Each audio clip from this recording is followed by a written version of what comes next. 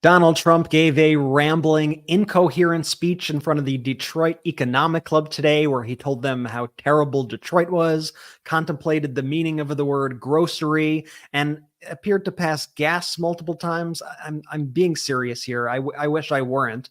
Speaking of wind energy, Donald Trump also ranted about windmills and ramped up his xenophobic rhetoric even more. And as Trump continues to lie about the hurricane recovery effort, President Biden has had enough. The president did not hold back when asked about his thoughts. Inflation continues to cool as economists agree that the economy is strong and resilient. We'll give you the full report later. Plus, we're going to bring on Legal AF's Michael Popak for a major update in Trump's federal election interference case. Judge Chutkan just denied Donald Trump's objection to prevent the 300 plus pages of new evidence from being released to the public. My name is Brett Meiselas, and this is the Midas Touch podcast. I am here with my brother Jordy. Ben is on paternity leave and should be back in action soon. And Jordy, what's the latest? Oh man, I'm excited for today's show, Brett. I know we have a lot to get through. So you mentioned it at the top. It just sounds like just a bunch of Mad Libs at this point when we do these intros. But fortunately or unfortunately, everything that Brett said happened in just, I don't know, the last 24 hours, 12 hours today. So Brett, I guess why don't we just get into all the madness? Yeah, and this happened within the past few hours. Donald Trump was speaking at the Detroit Economic Club, and this was like, it seems like every day he gets slower and slower and more incoherent and more rambling, but today was even more than usual. And before I even play these clips, I want you all to realize that once again, he's speaking in front of the economic club. So you'd think there'd be some sort of economic message going on here, but there really wasn't much of that. But Donald Trump did find the opportunity to mock Detroit in front of the people who were there from Detroit. Let's play this. I don't think anything that we're talking about today is high on our list. The whole country is going to be like, you want to know the truth? It'll be like Detroit. Our whole country will end up being like Detroit if she's your president. You're going to have a mess on your hands. Yeah, I think it's an interesting strategy. And, remember he did that like right before he went to Milwaukee for this convention when he said how terrible Milwaukee was in that closed door meeting with the Republicans. This is how he feels about our cities, our American cities. By the way, Detroit is currently experiencing like a resurgence, and he has the nerve to say that in front of these people from Detroit. I'm not sure if that is the best strategy for winning votes, but let's see what else Donald Trump had to say there. This is where he speaks about the word grocery. It's a word. It's a word. I have more complaints on grocery. The word grocery, it's sort of simple word, but it sort of means like everything you eat. The stomach is speaking. It always does. And I have more complaints about that bacon and things going up, double, triple, quadruple. The stomach is speaking. It always does. I don't even know where to begin. But on that note, Donald Trump said that the biggest threat to our democracy is stupid people. You see, that's the real threat to democracy, stupid people. That's the threat. Our biggest threat to democracy is stupid people. And my name is Donald Trump, and I know that personally. I mean, I actually kind of agree with him, but not for the same reasons. Donald Trump also ramped up his fear-mongering about immigrants in a particularly vicious and just gross and abhorrent way. Trigger warning to people out there, because this is really just despicable language that Trump uses. But let's play this. We allowed them to come in and raid and rape our country. That's what they did. Oh, he used the word rape. That's right. I used the word rape. They raped our country. Said the adjudicated sexual abuser. Tell that to E. Jean Carroll, Donald Trump. This is just so completely off the wall, offensive, desperate. It's really just like he truly is the worst among us, just at every single step of the way. And then he has the nerve to say that he's going to keep women safe. Let's play this. And it wouldn't resonate at all with the other side. You have to have the right messenger. Somebody said, oh, we love Trump policy, but we don't like Trump. I think they do. They said that women don't like me. I think women love me because they want to be safe. And with me, they're safe. With other people, they're not safe. It's true.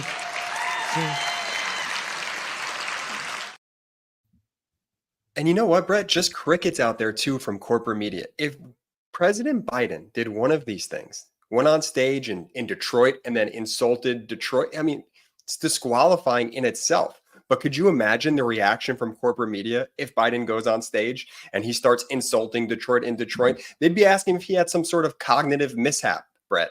They'd be talking about President Biden as if he was unfit to lead. You know why? Because those things that we just witnessed Donald Trump do on that stage, that qualifies someone as being unfit to lead this country.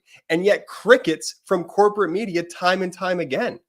Yeah, that's why, I loved when Vice President Kamala Harris at the debate said to people, and she said this during the 60 Minutes interview the other day as well. She was like, go to his rallies, listen to what he has to say. Please be my guest. Because when you actually go and you hear this stuff unfiltered, you see how deranged it is. And you don't get that sane washing that happens when they play these clips on cable news and on broadcast news networks, which are even worse with this sort of stuff. They really normalize the guy, but we should not be treating this guy in any way like he is normal. Here is Donald Trump apparently farting during this event. We cranked up the volume during that part, so it gets a little loud, just if your headphones. But this happened. This is a catastrophe for the American dream and a dire crisis. I mean, he farted. It wasn't the only time. Also, he tried to cover it up by breathing in deeply while it happened, and that wasn't even the only time. Like we found at least 2 or 3, at least other instances of this. But I'll just play you one more because I don't think you need to hear this all podcast episode. From commerce to labor to FEMA. From commerce to labor to FEMA. He is just truly such a disgusting individual. I'm not even going to call him a human. He is just so gross. And you know what this reminds me of, Brett? It reminds me of the story that we actually broke here at the Midas Touch Network when Donald Trump was apparently disrupting the court with all of his, flatulence. And a lot of folks looked at us and like, oh, you guys are making that up. No, we had sources in the courtroom.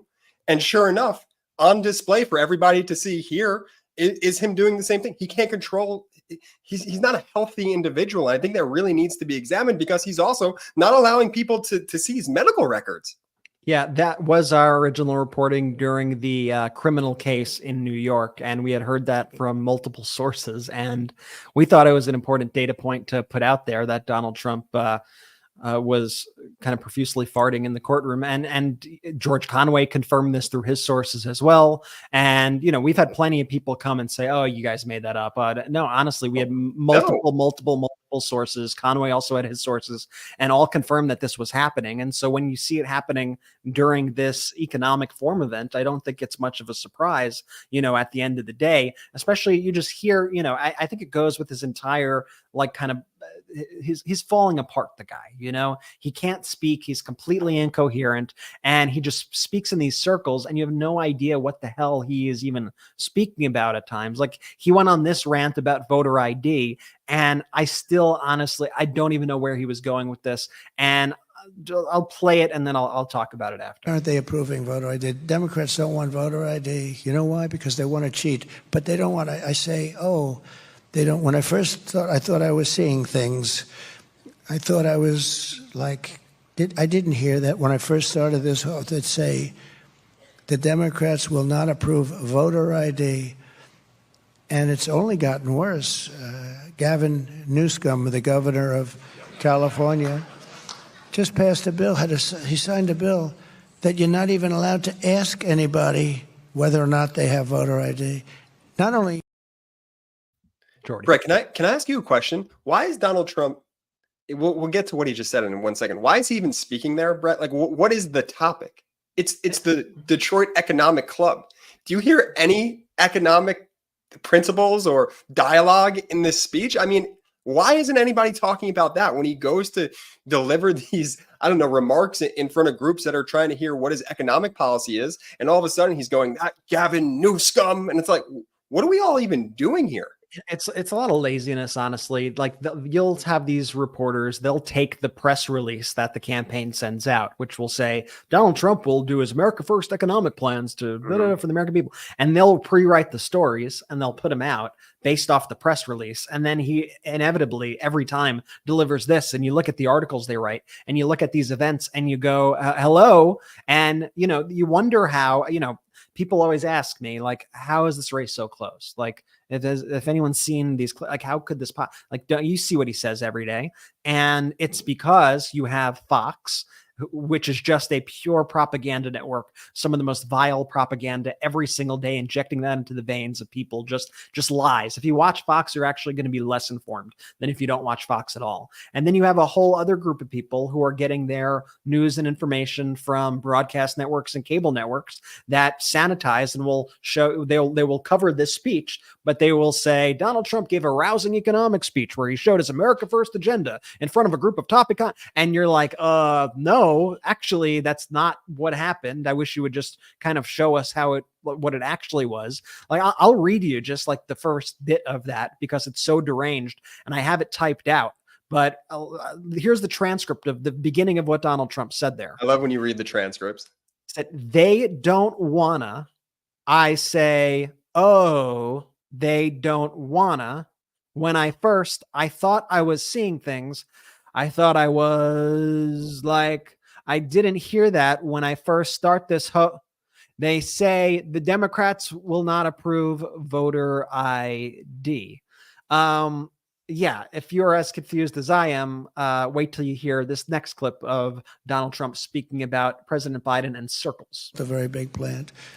Many countries, they do that. And then all of a sudden you hear that they're leaving Milwaukee or they're leaving wherever they may be located. It's very sad to see it. And it's so simple. I mean, this isn't like Elon with his rocket ships that land within 12 inches on the moon where they wanted to land. Or he gets the engines back. That was the first I realized. I said, who the hell did that? I saw engines about 3-4 years ago. These things were coming, cylinders, no wings, no nothing. And they're coming down very slowly, landing on a raft in the middle of the ocean someplace with a circle. Boom. Reminded me of the Biden circles that he used to have, right? He'd have 8 circles and he couldn't fill them up. But then I heard he beat us with the popular vote. I don't know. Couldn't fill up the 8 circles. I always loved those circles. They were so beautiful. They were so beautiful to look at. In fact, the person that did them, that was the best thing about the level of that circle was great. But they couldn't get people, so they used to have the press stand in those circles because they couldn't get the people. Then I heard we lost. Oh, we lost. No, we're never going to let that happen again. But we've been abused by other countries. We've been abused by our own politicians, really more than other countries. I can't. It's amazing that that's the guy who, when Vice President Kamala Harris gives a very thoughtful, very detailed speech on the economy or policy proposal, him and his Donald Trump and his followers are always like, oh, what is that word salad? I can't understand that word. Your whole life is word salad, dude. No one knows what the heck you're talking about. You're still talking about the 2020 election and the social distancing that Joe Biden was doing back then. And you're whining, and it's weird. And then you have the press write like Donald Trump delivers great economic speech. Once again, that's not anything that I've heard. And this is the guy, Jordy, who has stirred up so much hatred in our country, who has birthed so many lies and who has so poisoned our country with these lies. And some of the lies can be, harmless at times, I guess, but there comes to a point where when you're doing these lies, eventually you hit a point where you are confronting an issue that is life or death for people. And that happened during Donald Trump's presidency with COVID, right? And what did he do? He kept trying to lie his way out of it. He tried to create this alternate reality of, oh, it's not going to come to our shores. Oh, it's 15 cases going down to 0. It's going to go away like a miracle. We're going to pack the churches by July. I mean, you could go on and on and on and on and on. The dozens, if not hundreds of times Trump tried to lie about COVID, and guess what? Never went away, and was a massive problem. And, Donald Trump did nothing to combat it. And this is the same guy now who is employing the same kind of lies and techniques, but doing so in order to cause danger and cause people to lose their lives in the wake of these horrific hurricanes that we are seeing right now. First it was Hurricane Helene, then Hurricane Milton, and we are seeing Donald Trump just day in and day out spread the most horrific lies, lying about the FEMA response, which has been excellent. Everyone on the ground, from the GOP governors to the first responders, are all saying how impressed they are by the federal government's effort in the wake of these storms. And Trump just continues to pump in this disinformation, pump in these lies, and then all of his followers follow suit with these lies. And it's just quite dangerous. And so President Biden has been giving these reports each and every day, updating the American people with the facts, trying to set the record straight, because Biden's the first president, I think, ever that has had to face an adversarial opponent who refuses to actually try to assist the next administration. You didn't see like you didn't see George Bush try to constantly take down Barack Obama, right? You didn't see Obama try to take down Trump. You don't see presidents try to take down other presidents. It's not a thing that happens. You don't see them trying to lie to the American people, calling Vladimir Putin, trying to do these back end deals. This has never happened before. And I feel like it's not talked about enough that every step of the way during the Biden presidency, he's had to deal with this lunatic trying to destroy our country, trying to tear it apart from within. And so Biden now, you know, for all intents and purposes, he's like a lame duck president. He's not running for reelection. He is able to say whatever the heck he wants. And I love seeing unfiltered Biden out there just let loose and make his feelings be heard, because I think he speaks for so many Americans when he's out there. And so the press, all they want to do is ask about Trump and the lies he's spreading and what's his response to them. And so one of the things I love today that President Biden did when they asked him about this is he said this. Mr. President, have you spoken with former President Trump at all? Are you kidding me? Mr. President Trump, former President Trump, get a life, man. Help these people. Will you hold him accountable?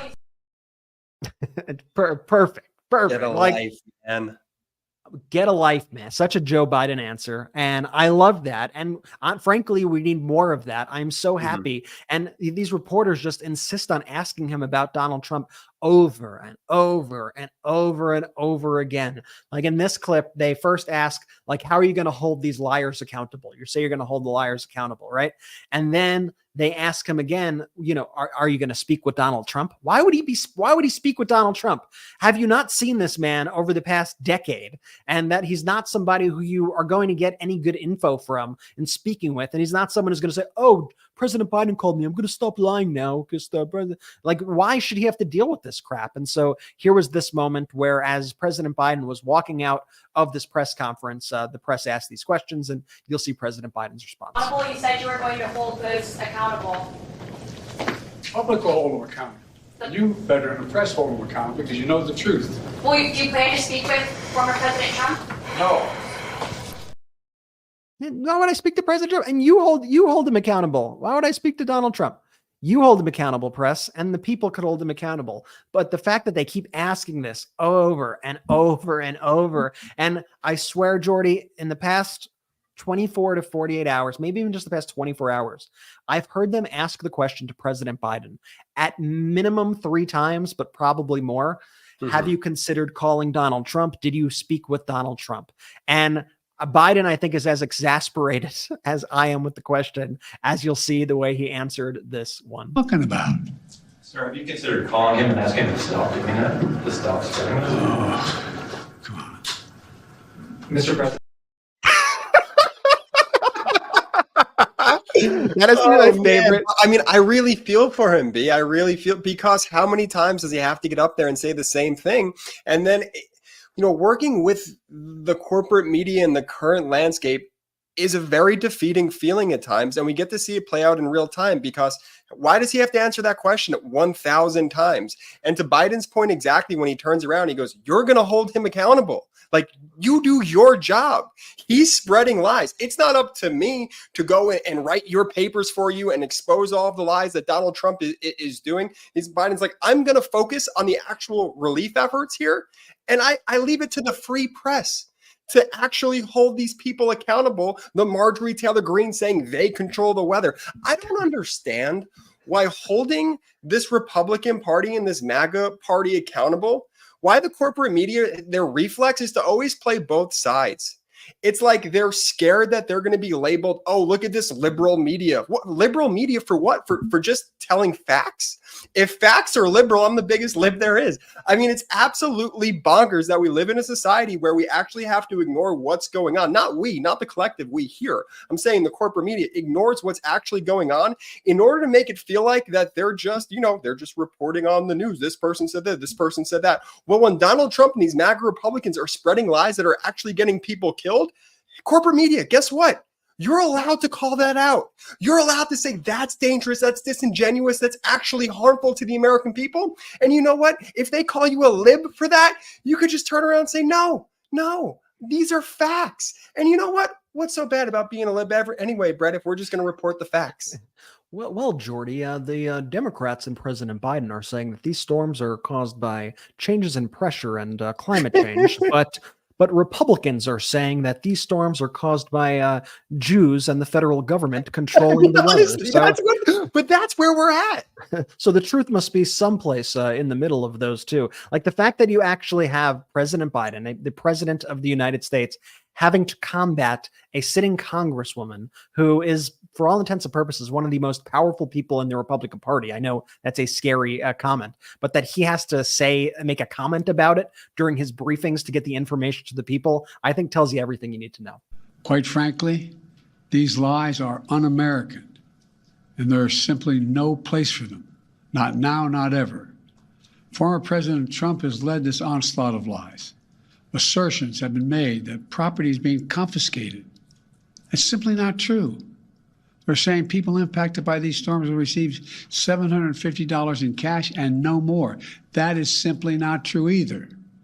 They're saying that money needed for these crises are being diverted to migrants. What the heck are they talking about? Stop it. It's outrageous. It's just not true. Now the claims are getting even more bizarre. Marjorie Taylor Greene, the congresswoman from Georgia, is now saying the federal government is literally controlling the weather. We're controlling the weather. It's beyond ridiculous. It's so stupid. It's got to stop. It truly is so stupid. I love that President Biden just calling it out there in plain language. It's so nice to see. You know what's not stupid is Judge Chutkan's latest order that she gave, her decision, and we're going to bring in Michael Popak to dissect that. This is in Jack Smith's federal election interference case with Donald Trump. I'm excited to hear all about this new evidence, this new bombshell evidence that we are going to see. What are we going to find out? What do we have to know? Michael Popak of Midas Touches Legal AF is going to tell us all about it. By the way, make sure that you are subscribed to the Legal AF channel on YouTube. Of course, Legal AF will always be here on the Midas Touch YouTube channel, but Michael Popak and others are doing a lot of legal hits on our new channel at Legal AF MTN. So you can go to youtube.com/@legalafmtn. Also, remember to support us on Patreon, patreon.com/Midas Touch. We'll probably be doing a brothers Q&A. We always do at least one a month. So we'll probably be doing one in the next couple of weeks. So sign up now. Go check us out at MidasPlus.com for our premium ad-free experience on Substack, MidasPlus.com, and subscribe to this podcast anywhere you get audio podcasts. More with Michael Popak to break down this new decision from Judge Chutkan right after this. You are not going to want to miss it. Let's talk about time savers for a second. Time is everything. And the last thing I want to worry about while I'm making videos for Midas Touch is having to wait in line at the post office just to overpay for postage. So if you're running a business or just want to ship and mail like you're in the 21st century, can I introduce you to Stamps.com?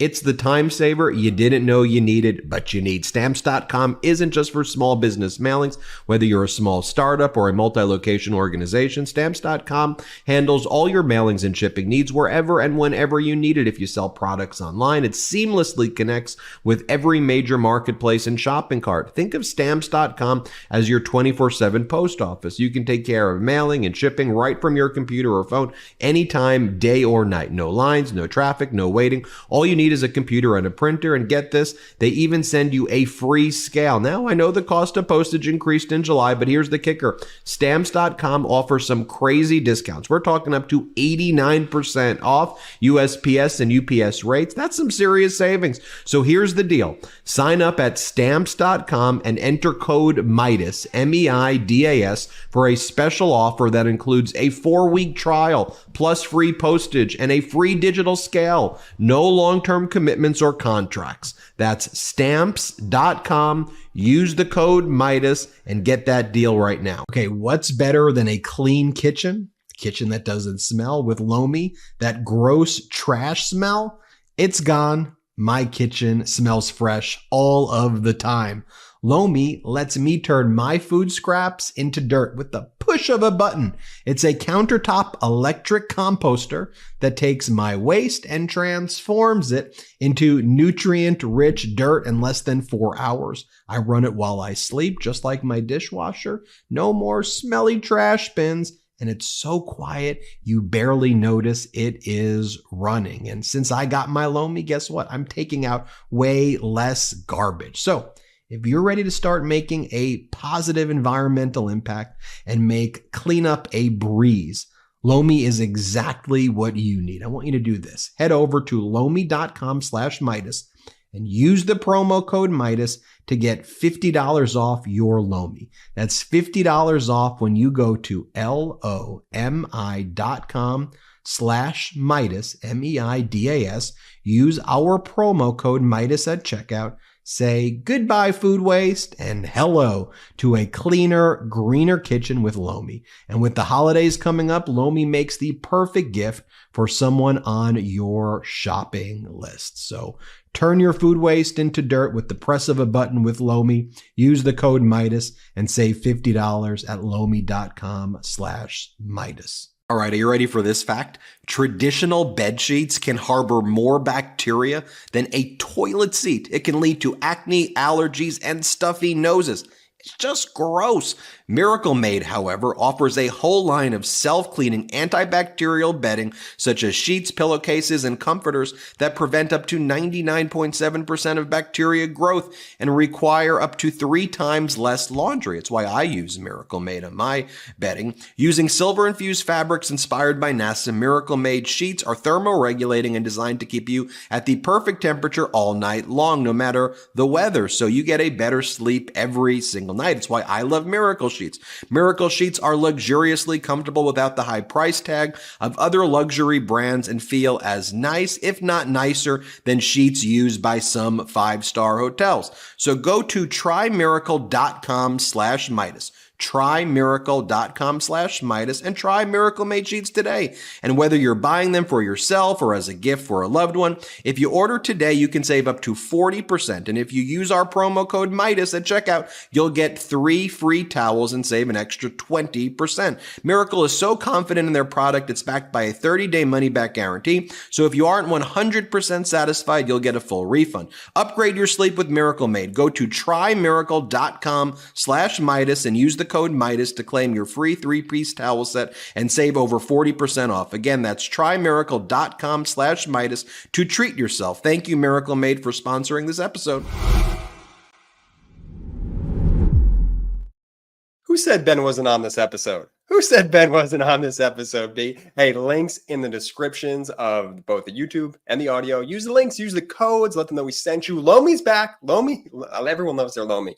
Check that out. If you're in the market for those products, they're fabulous. I could vouch for them personally. Check it out. They're fantastic. Brett, where are we going from here? I think it's Michael Popak time. Yeah, well, speaking of in the market, I'm in the market for some hot legal takes, some legal updates, and who better to bring in than Midas Touch Legal AF's host, co-founder, Michael Popak. Hello, Michael Popak. How are you? I'm doing fantastic. I'm sorry I'm late, gentlemen. I was making a volcano erupt for the Jewish holidays. Popak. I have that power, apparently. I love it. The beardless Popak has many. By the way, I did want to comment on that because he said that we weren't as astute noticing those things last episode when Brett and I were actually talking about the mustache. Popak, I gotta say, I already see it in the comments of your videos. People love clean shaven Pope. Yeah, right there, right. The mustache Pope, which lasted for a very short amount of time, that did not go over that well, neither at home nor with my audience.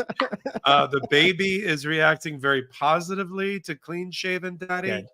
Love it. And that's love it. And that's all that matters. I mean, Popak, you brought this on yourself by saying that we weren't observant last time, so we had to start off with your appearance. But now let's get to the substance. Let's talk about this Judge Chutkan's denial of Trump's objection. Donald Trump, Michael Popak has a paper printed out with the order. Pope, what happened? What does it all mean? What kind of evidence are we going to be seeing? Or is it going to be before the election? I'll let you break all that down. Perfect. I appreciate that, brothers. Thank you for having me on. And I did. We put it up this morning on that Legal AF MTN YouTube channel that we're doing in collaboration with Midas Touch. I did last night, like a preview of what was going to happen today. Almost got it exactly right, including the timing of when we're going to get our hot little hands on hundreds of additional pages of evidence and witness statements and witness summaries, and just proving that Donald Trump is a criminal before the election. If you love the 165 pages brief that Jack Smith filed last week, then you're gonna really love the 300 pages back up the dump truck that Jack Smith is about to give to the American people. It's already been filed with the judge. Judge has it. Trump has it. Of course, the government has it. Who hasn't had it all this time is the American people, because it's been sealed behind a wall while the judge with the parties try to figure out how to balance the appropriate balancing factors that you have to do when a lot of information and evidence is being put into the public domain. Particularly the judge, in this case, Judge Chutkan, which he's the only one that makes this ruling, there's like competing interests, guys, that are going on. That in every case, regardless of whether the defendant is named Donald Trump or not, one is the protection and the preservation of the right to the accused, who's presumed innocent, to get a fair and impartial trial with a jury in the future. So you have that one competing interest. Then you've got, in this case, the Department of Justice worried about Donald Trump and his minions or his proxies attacking witnesses and witness intimidation and going after and why? Because he's been gagged in every state he's ever been prosecuted, or court system he's ever been prosecuted in, and he blows through those and attacks everybody, including recently this particular judge. So you got that interest. How do we protect that with the redaction or blacking out of this bombshell information? And then you've got the third competing interest, which is the interest of you, me, Jordy, Ben, and our entire 3 million plus audience, because we're the public, and the public has a seat at the table of our public justice system. As I like to say, we don't allow secret tribunals or star chambers to happen here. You get indicted in public, you get to clear your name in public, you have a trial in public. There's certain things that are sealed, but generally, you should be able to both be indicted and clear your name in public as quickly as you'd like. We also have things called speedy trial, which totally got thrown away here because Trump didn't want a speedy trial. He wants a delay to get over. He's like the kid in the backyard game of tag that if you get to the tree first, you're safe. He's trying to outrun. That's all he's doing. That's what this campaign's about. It's not about the American people. It's about trying to outrun the prosecutors and get to the tree first so that he can fire the prosecutor and fire Judge Chutkan and end this prosecution. That's all we're watching. And so the fight that's been going on is, and it's not really a fight because the fight implies there's two parties that are equally participating, and Trump is not equally participating at all. All he does is file ridiculous papers that are not what the judge told him to file.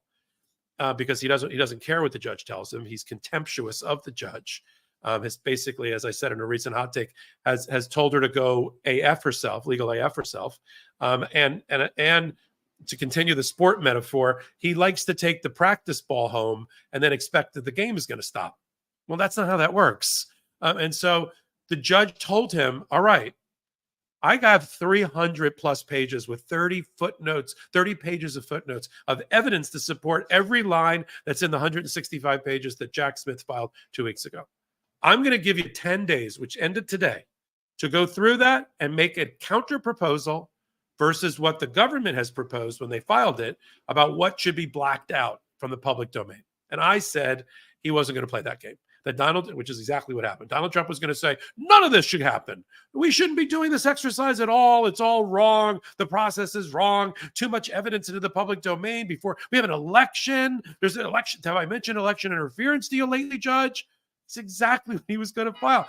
I just miscalculated. I thought he would at least have the intellectual honesty to put together a credible piece of paper that had actual case and case law. He filed a less than 1 page objection, effectively. And listen to this, guys. The only citation in it, no case law. I'm a lawyer. I like to see case law. Judges do too. No, it's Ellie Honig who wrote some op-ed piece about attacking the prosecution because Ellie's trying to get ratings. and something from the New York Times. First of all, I thought the New York Times was the failing New York Times that is just that doesn't say anything that's right or that is proper journalism. No, until Donald Trump needs it, and then he cites to it. So while I was doing a hot take for this network to talk about the filing, and I told everybody in the chain when I said I'm doing this one, get ready. A, Chutkan's going to rule fast. B, we may see the 300-page tractor trailer plus today, based on what Donald Trump has argued, which is basically nothing. And I was basically right.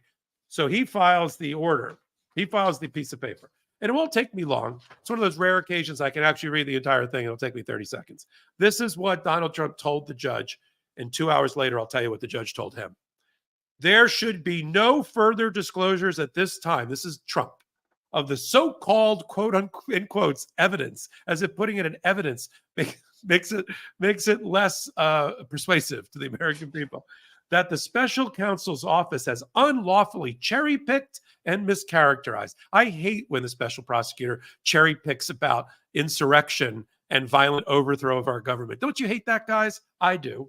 In connection with an improper presidential immunity filing. This is just lifted from the thing that failed 2 weeks ago that they filed. President Trump maintains his objections. That's it, guys. If you're waiting for more, remember those objections I filed last week that you rejected? I maintain those objections. Now, here's the two favorite parts, I think, for the judge, too, when you hear what you did in her order. He said, if the court decides to release additional information relating to the office's filing, the appendix or otherwise, President Trump respectfully requests that the court, and I'm like, oh, here we go. They're going to bring an appeal, an emergency appeal on these grounds. They're going to bring it to D.C. or go right to the Supremes. Tell me what you're going to do, Trump. All right. We need more time, a reasonable period. We're not going to tell you how much, so that President Trump can evaluate litigation options relating to the decision. This is like the debate about Obamacare. We're going to evaluate potential issues and options and then tell you what we're going to do about it. And the judge said, yeah, I got one for you. And about an hour later, she issued her order. And the order grants exactly what the government, the special counsel, said should be the filing that goes to the American people, which I'm telling you, other than some redactions for names and a couple of other pieces to hide grand jury witnesses from and we'll be able to figure it out pretty quickly. The rest is going to be like, this is going to be 300 pages of unedited, and I think more, because I think there's exhibits attached to this thing. I think this is going to take up, it's going to be a table piled high to the ceiling in the courtroom of electronic material that we're going to be able to see. And the American people are going to see before the election, which means that the dynamite that Donald Trump was playing with has exploded in his face. He was fighting so hard not to have two briefs that he missed the point about the appendix.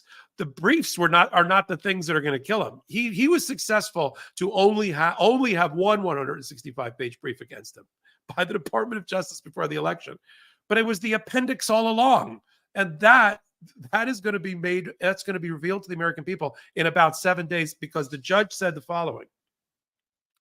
The court will grant defendants Trump's request for a stay so that he can, quote, evaluate his litigation options. Sarcastic voice was my artist rendering, but I think that's how that was written.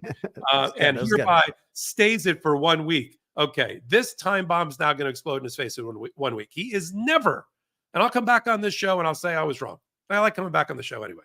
I'll come back on the show if he gets the D.C. Court of Appeals to grant an emergency stay and to order this judge to not use her discretion, which they're broadly given to trial judges, to decide what's going to be in the public domain or not be in the public domain. There's no way they're going to do that in a week's time. And there's no way even this United States Supreme Court is going to find 5 votes to tell Judge Chutkan that's not what we wanted. I'll leave it on this. This problem that we're solving for was a problem of Chief Justice Roberts' creation. If he didn't want appendix to be filed and evidence to be filed in the public domain before the election, then he shouldn't have chastised Judge Chutkan and told her, you got to go back and with facts and facts about facts and facts around the facts, decide if the superseding indictment survives immunity. If he didn't want that, then he should have created a short track process That's not what he did. He said, you did it wrong last time. You got to do it over again. And you got to look at all the facts in the context. Okay, well, how did he think she was going to do that unless Jack Smith gave her all the facts and the context with a giant tractor trailer worth of information? Trump knows he's going to lose this. This was a wasted opportunity for Trump. He could have done something different. I won't tell him what it was going to be. And the judge says, basically, stick it up your backside. I'll see you in 10 days when I release finally to the public docket the entirety of the case against you. Well, we love bad legal news for Trump here at the Midas Touch Network. We like justice. It's not about Donald Trump, honestly. Right. It's about justice. It's about what's right. It's about protecting our country. And this is probably, I mean, all the cases are important, but it really goes to the heart of Donald Trump trying to destroy our democracy here. And Popok, just to clarify something that you said there, Donald Trump was saying, requesting the stay. Is he threatening to sue Judge Chutkan? Like what is that threat that he's making at Judge Chutkan, his legal team? Well, that's a good point. I know Ben and I were talking about this earlier. Let me just clear it up for our audience. I went to law school a long time ago, but I've been practicing law for that long. This thing that this term of art is not a term of art in our profession. I never learned about the ELO, the evaluate litigation option strategy. That was a placeholder. What you would normally say, and this is where you're going, Brett, and why I agree with you. What you would traditionally say is that we would like an extra period of time so that we can take this issue up on appeal and seek a stay from your bosses at the DC Court of Appeals or above. I would sort of understand that. But then you drop a footnote, you'd have to give the grounds and the basis and cite a couple of cases. They didn't want to, they filed this early. I would have filed it on time, not early. They filed it early. And they use that phrase, which comes off as a veiled threat. Like, what are the litigation options? They've been notorious for suing judges. They sued Judge Engoron in the Manhattan, the New York Attorney General civil fraud case, sued him directly. They've sued basically under certain provisions of New York law, Article 78. They've sued Judge Merchan, the criminal court judge who's about to sentence him after the election for 34 counts of felony conviction in the Stormy Daniels matter. Don't put it past him. And I think that's why they left themselves some optionality. And the judge was like, bring it. I don't know what you're talking about with litigation options, but bring it. And it's always this veiled threat against judges, against FBI doing their job, against our justice system, to try to destabilize all of it, and to make him the hero in his own story when he's really the heel. To use a World Wrestling Federation concept that he knows well from being good friends with the McMahon family, he wants to be the heel that everybody loves and adores and cheers for. But that's a threat, and that's why I think the judge put it back in a bring it exclamation mark back at him. If he thinks he's intimidating Judge Chutkan, then he really has left planet Earth. It's completely bonkers, just wild, but so great to hear your analysis, Mr. Michael Popok. Thank you always for coming on the show. We always love having you here to give us the facts and nothing but the facts and your analysis. And for those who want to hear more of Michael Popok's analysis, make sure to go to that new Legal AF YouTube channel. It's youtube.com/@LegalAFMTN. We're going to include a link in the description to this episode, so you could go there, click it, subscribe. It's easy because Popok's doing these all day, so you'll get updates like that. The second filing happens, somehow Popok, he's like AI. This guy just is right in, out. He's got it. And just as a little teaser, because I know we like to tease sometimes on this show among the brothers, we have a new collaboration with Court Accountability. Great public service group. They're going to be regularly appearing. Alex Aronson, Mike Sachs, Lisa Walsh. They have an amazing investigative research team at True North that's affiliated with them.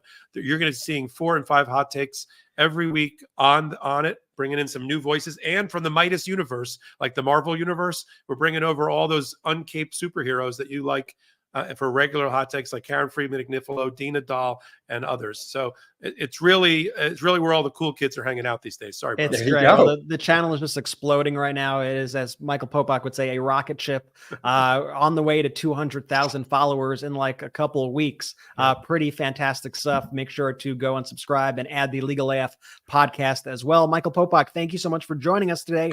We're going to be back. We have a lot more to talk about here. I want to give you guys some economic updates, some good news there, maybe discuss a little polling, maybe Donald Trump's rally in Pennsylvania. We'll see what we got time for. But more on that when we're back from this break. Don't you go anywhere.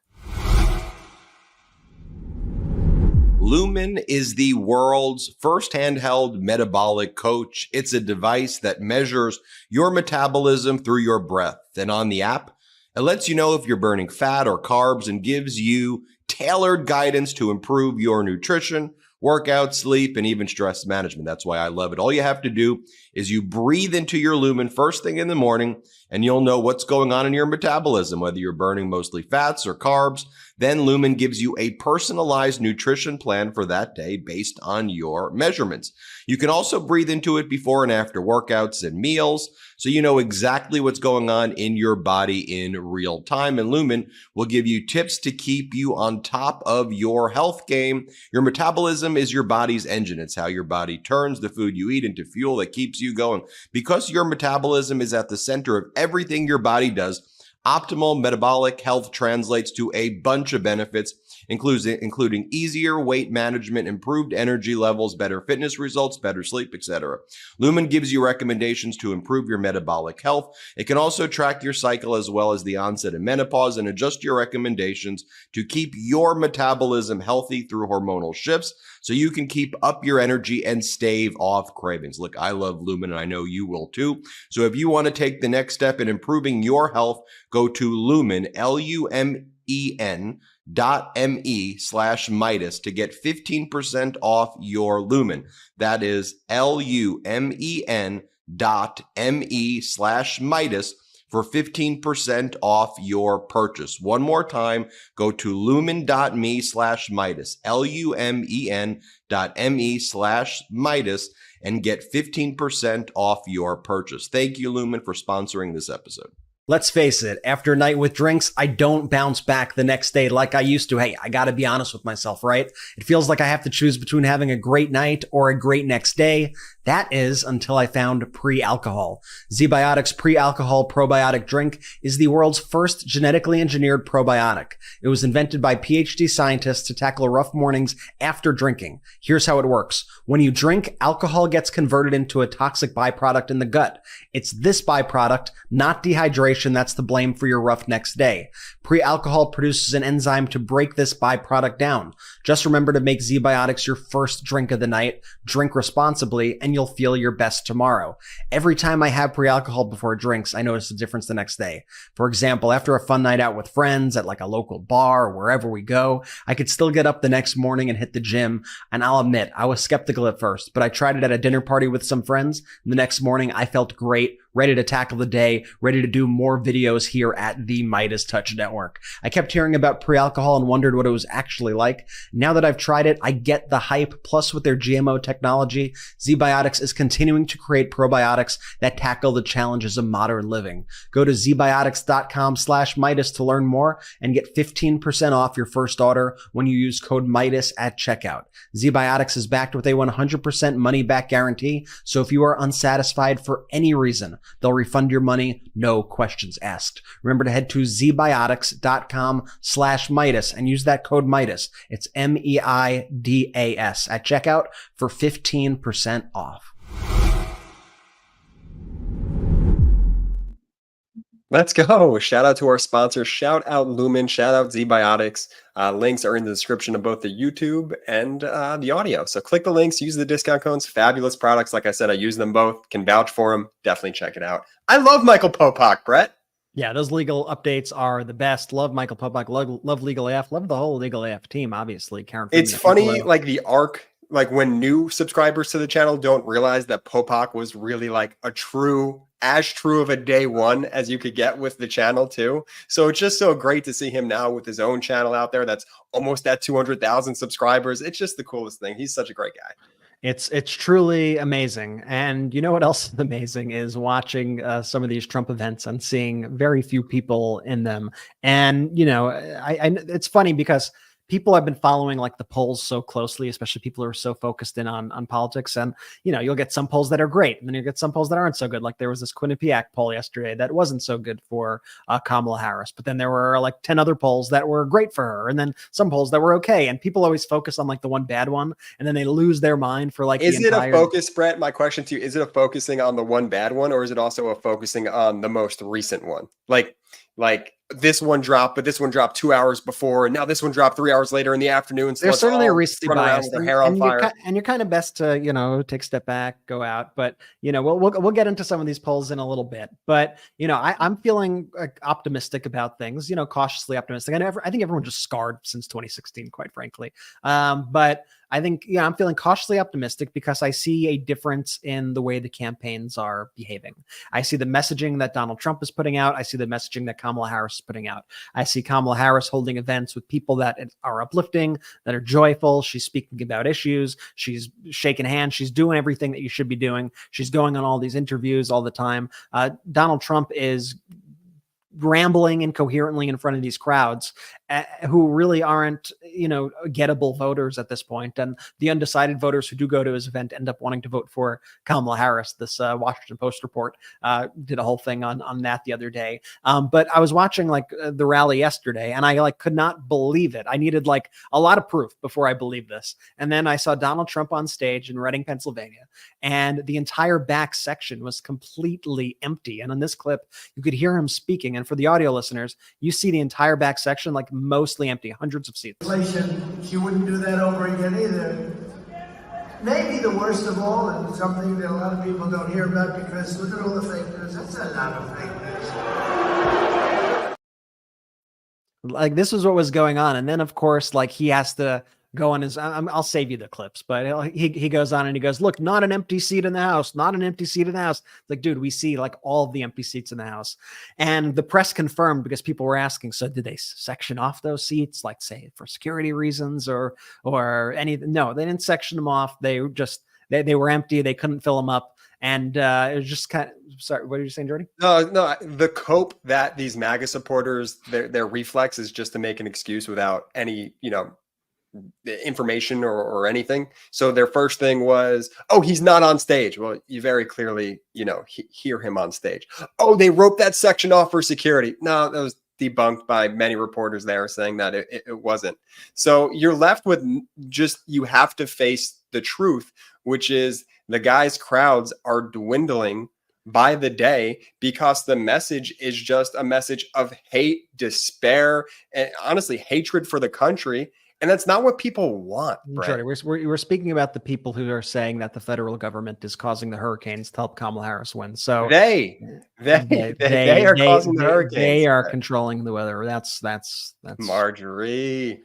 Oh boy, oh boy, oh boy. But Vice President Harris, I think they are being very meticulous about the way they do things. And I mean, Donald Trump has been campaigning now for 4 years plus. You could argue, I think, that he's been campaigning for 10 years straight. But Kamala Harris, I think, is, at this moment, I'm going to break this out. At this moment, I'm going to do these kind of events. At this moment, I'm going to do a press tour.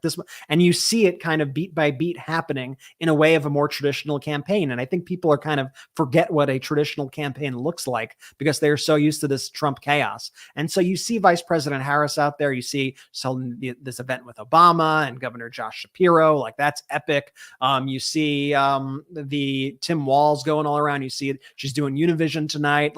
She's going to all these places. She has a lot of this momentum. It's going to continue to create a lot of excitement out there. And so when you look at these polls and you look at the averages of the polls, which is one of the reasons why you don't actually look at any kind of individual ones to get a sense of everything, you see that overall, the polls have been pretty much stagnant. When they're putting the averages over the last, while. Like she's up on the averages here, like by like about a little more than 3 points or so, which is obviously feels still too close for comfort for a lot of people. But there's a lot of data underlying that, which I think is even more important. And we've had on our show Simon Rosenberg and Tom Bonnier, who do incredible work. Tom Bonnier runs an organization called Target Smart, where they focus on the data of early voting and stuff that comes in. I know Ben probably next week is going to have Tom and Simon on, and we'll discuss the latest data. But from everything we're hearing, the data has been incredible for Vice President Kamala Harris and the Democrats in terms of actual ballots that have been returned. And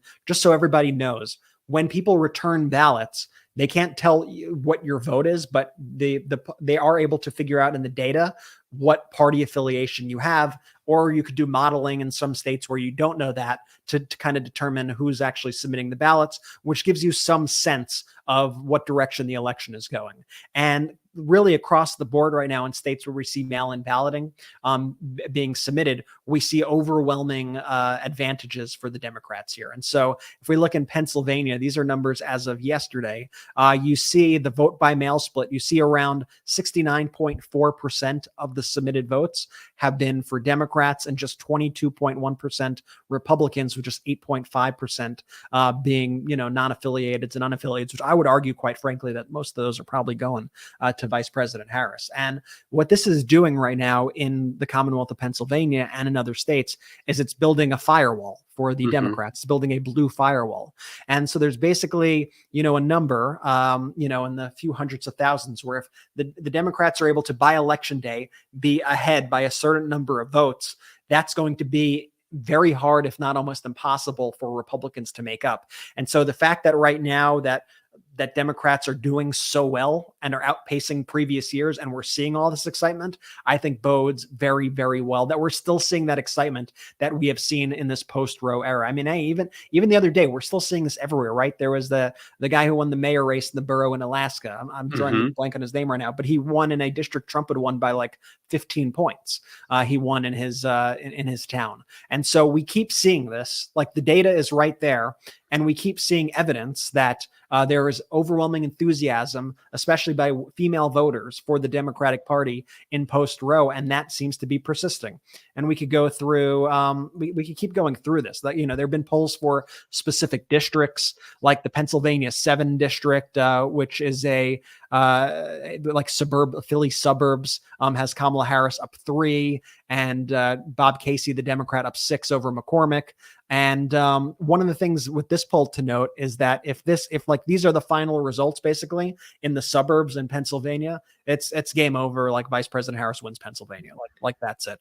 Then there's this Pennsylvania, the 10th congressional district, which is a more Republican district, where Scott Perry, the Republican, is the current incumbent, and he is down in his race by like 7 points. Vice President Harris there is up 5 in this poll. So once again, you are seeing this enthusiasm break through, and it's not just in Pennsylvania. You're seeing it in Michigan as well. When you tabulate the vote by mail data that's coming in Michigan, which is a non-party registration state, but are able to do analysis based on modeling, they're finding that likely Democratic supporters are outnumbering likely Republicans by over 462,000 battle requests. I mean, that's pretty wild. And they're saying almost 40% of this advantage comes from voters with infrequent vote histories. And if I were those people with infrequent vote histories are people who were inspired to get in the race because of Vice President Kamala Harris, or inspired to get into the race post-Roe, things like that. We're seeing overwhelming enthusiasm for the Democrats in all these races. I mean, these are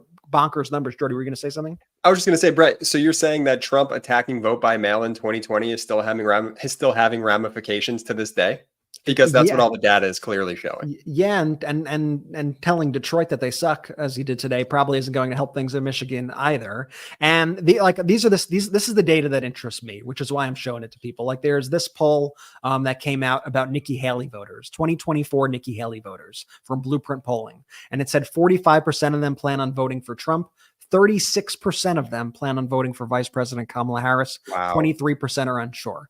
That 36%, if 36% of voters, or anywhere even close to that, of voters who voted for Nikki Haley vote for Kamala Harris once again. Like that's unrecovered. Like he can't recover. This is why we were screaming from the rooftops, Brett, screaming from the mountains when Nikki Haley when she even dropped out in the primaries, kept getting a huge chunk of the vote. And yet, what did the corporate media just continue to report on? I don't know, the person who was trying to primary Biden getting 4%. And it's like, well, Nikki Haley's taking 20% from Trump. Is nobody going to look at this? And she wasn't even in the race at that time. And so now when you're actually getting this data of Nikki Haley voters and who they're going to vote for between a Donald Trump and a VP Harris, I mean, it's eye-opening. And I love that you showed that, Brett. That was a really smart one. And I think one of the keys to this election is going to be through the suburbs. And we see in this Reuters poll that Vice President Kamala Harris has reversed Trump's lead in the suburbs and among middle-class voters by a big margin. Like that, Reuters says Harris up 47 to 41% among suburban voters, 9 points better than Biden was per these new polls from Reuters, Ipsos, that came out yesterday. So, I mean, you add all this together, you add up the kind of the difference in messaging in the campaigns, the fact that Vice President Kamala Harris raised over $1 billion, the fact that she has something like over 1 million volunteers on the ground when the Republicans have like zero ground game whatsoever, you start to paint this picture of a campaign that's serious, that's putting in the work, and a campaign that's just like doing a weird, bizarro thing.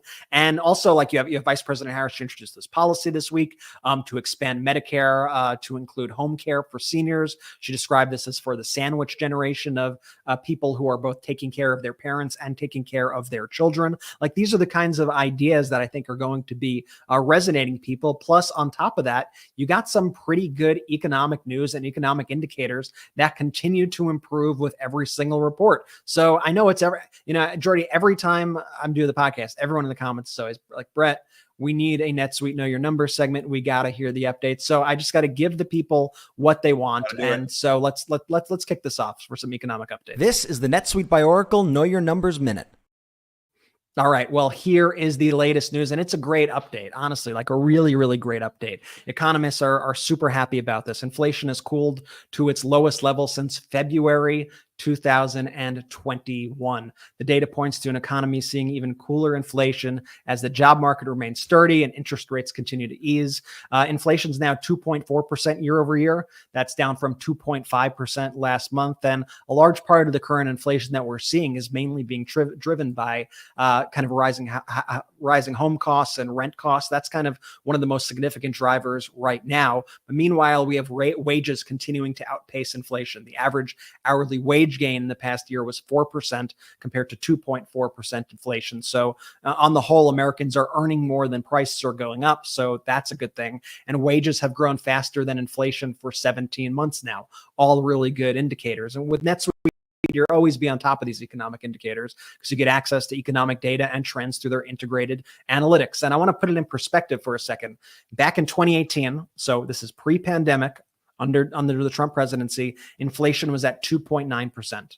Today, it is at 2.4%. And so I think that's important if we compare the two, what the inflation levels are. Also, this is probably a relevant statistic. The last 6 months of the Trump presidency, inflation had risen to 3.2%. In the past 6 months currently, inflation has been at 1.6%. So about half, just exactly half of what it was during the Trump presidency. So I think this all shows you, I mean, you got to acknowledge that the economy that was handed to President Biden was in shambles. And there were a lot of mistakes made due to, that's putting it generously, with the handling of COVID and the economy, and a lot of printing of money that had occurred before President Biden took office, and supply chain issues. And all this led to this problem. But like all leaders, you want a leader who addresses the problem, right? And tries to fix, the issues. And we're going to keep having leaders who come in who have different economic policies. I mean, no matter what happens this election, I'm sure Vice President Kamala Harris would have her own policies. So no matter the result, with NetSuite, your business will always be ahead of the curve when it comes to changes with the government's economic policies, because NetSuite allows you to quickly adapt to new policies through their agile system updates. And it's good to be on top of all of that. But these are really good indicators, folks. Like economists are super thrilled by these numbers. And the Fed, they say that the Fed must be very happy because they were able to lower interest rates, and we still see this resilient economy, and we see inflation coming down. And that's a very, very big deal. And I think this is like the last report that we're going to see on inflation before the election. So ending it in a positive direction is also, it's going to mean a lot, for Americans. There's always still work to do, but that's the latest data right now. And, I'll be back with more updates always. So stick around. That was the NetSuite by Oracle Know Your Numbers Minute. Do you know your own numbers for your business? Download NetSuite's ultimate KPI checklist right now at netsuite.com/Midas. Oh, Jordy. I wish these shows were longer because I feel like we could go for a marathon with the amount of news that keeps coming out today and every single day. But for now, I think we'll cut it here and we'll say thank you to everybody for watching this episode of the Midas Touch podcast. Thank you for sharing and liking and commenting and all that stuff. Remember to subscribe to us on YouTube.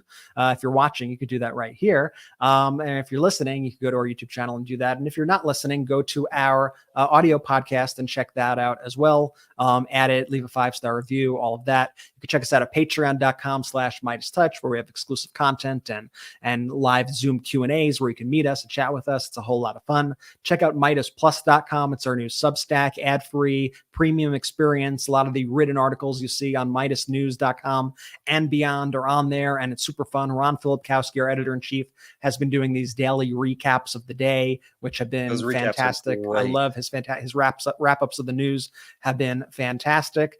And check us out at store.MidasTouch.com for your favorite pro-democracy gear. All right, Jordy, did I miss anything? Jordy gets upset if I miss things. So you nailed it, B. You nailed it.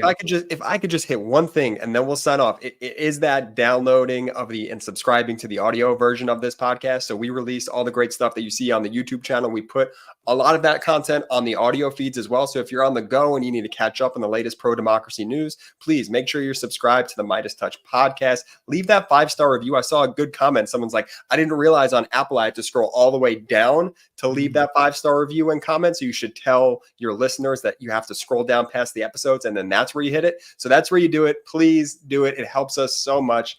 Love y'all. This has been a fantastic episode, B. Great work. And with that, shout out to the Midas Mighty. The Midas Mighty standing strong against the fascists. We sing our song. We will get it right whenever. It's Ken Harbaugh with the Midas Touch Network. The film Against All Enemies, which I co-produced with Ben Meiselas and this network, has won awards around the world for its up-close portrayal of America's insurrectionist movement. It premieres in the U.S. on March 29th on Amazon and Apple TV. Go to againstalllenemiesfilm.com or click the link below. But don't just watch Against All Enemies. Tell your friends about it. It's one more way to hold accountable those who threaten our democracy. Thanks, Midas Mighty. Let's use our power well.